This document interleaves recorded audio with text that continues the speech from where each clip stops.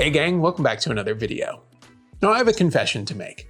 I love to start a new project and then abruptly lose interest in it.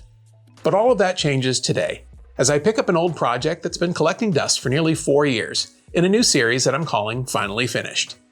In this first installment, I'm going to be keeping with the Ghostbusters theme and finishing some long overdue Ecto Goggles. So let's get into it. First things first, I need to take inventory to make sure there's nothing missing, and to see what state I left everything. In the case of this prop, it's printed in resin, and so there's minimal cleanup necessary before I can get to painting, which asks the question, what stopped me from finishing this prop? Unfortunately, we're not going to get to the bottom of that in this video, so let's just get on to the build. All of these parts will be painted black, but before that, they all got a quick sand and a coat of primer, and now I can lay down my top coat of matte black.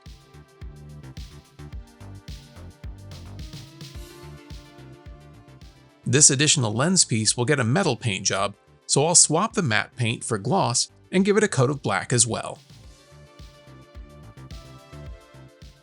While I wait for them to dry, I'll need to do a bit of wet sanding on the goggle frame.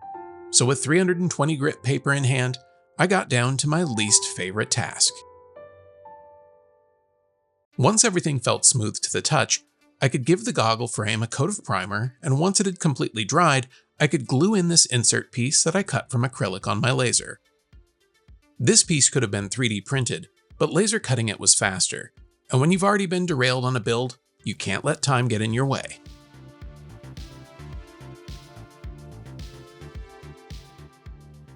When the glue was dry, I grabbed a mossy green spray paint that looked similar to the color of the screen used prop, and got to applying the top coat. And once I had even coverage, I could set it aside to dry.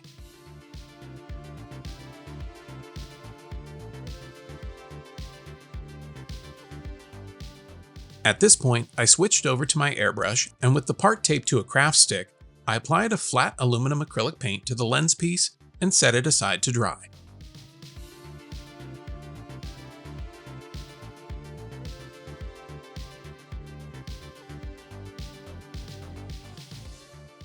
After waiting a bit, I decided to move on with the build and grab these small thumb screws, which needed to be glued into the lenses, since my drill bit was slightly larger than the diameter of the threaded posts. This was also the point where I discovered that my aluminum paint hadn't completely dried, but I'll talk more about that in a minute. Since I had all my lens pieces out, I figured it would be a good time to do a bit of silver marker aging, since I wanted the scratches to be on the finer side. So I carefully worked my way around each piece, adding in details and making sure not to create patterns or even spacing during my application. The next thing I wanted to tackle was the interior of the goggle frame. There were no photos of what this looked like on the real prop, so I took some artistic liberties and made a plate which is held in place by some M4 screws mounted through the face insert. That way, should I ever decide to add lights to the lenses, I can still have access to them.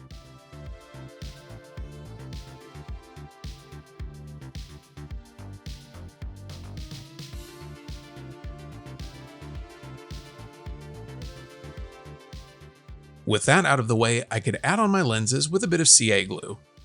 This model was designed to have them mounted through the face insert, but the pilot holes in the prints were too small, and I didn't want to risk breaking the prints for something that was more decorative than functional.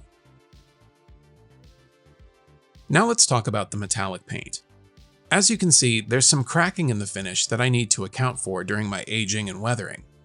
I may sand it down and start over if it really bothers me, but for now, I'm just going to lean into it. So I grabbed a razor blade and started adding chips and scratches to this piece to really accentuate the wear and tear, which hopefully will minimize this flaw in the paint application. It's also a good reminder to give my paints ample time to dry, especially during the more damp months of the year. When I reached a stopping point in the chipping, I switched gears and got to adding snaps into the goggle frame. All of the mounting holes needed to be enlarged before assembly, and again I decided to go with the low impact method of application and glued all of the snaps in place, since I didn't think the 3D print could withstand having each snap set in place with a mallet. It's a small detail, and in some cases you'll never see them, but regardless, I wanted to add them since I think this gives the prop a more finished look. I also took this opportunity to add in some of the other small bits of hardware before shifting my attention to dry fitting and aging the knobs with a light pass of rub and buff.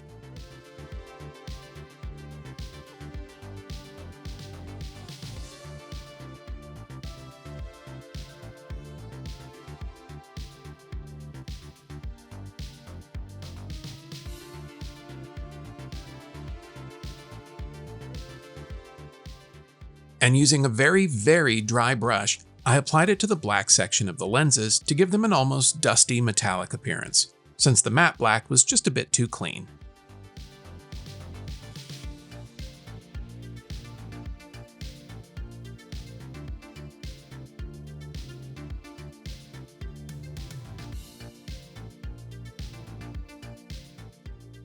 While I was applying the rub and buff to the knobs, I learned an interesting new aging method, sort of by accident. In the event that you add too much, or get it onto something that you hadn't intended, you can use a bit of isopropyl alcohol to strip away the rub and buff. And what you're left with is a really worn and beat up looking part that reads as metal.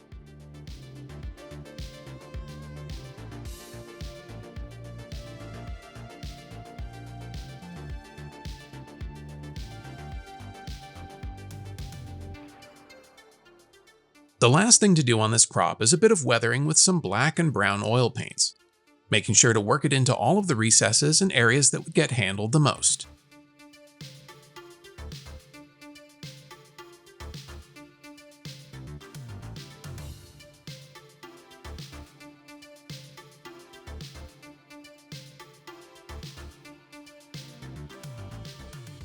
And when I was happy with how these Ecto Goggles looked, I could apply a bit of clear coat to lock in my weathering, and then it was time to call this one finally finished. Well, until my decals arrive.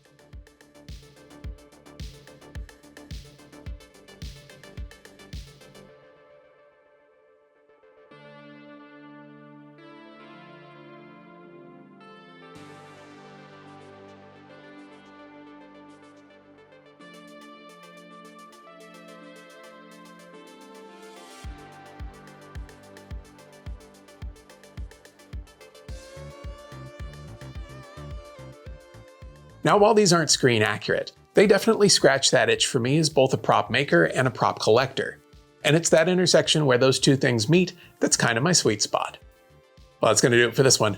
Be sure to like and subscribe if you haven't already, but most importantly, go make something.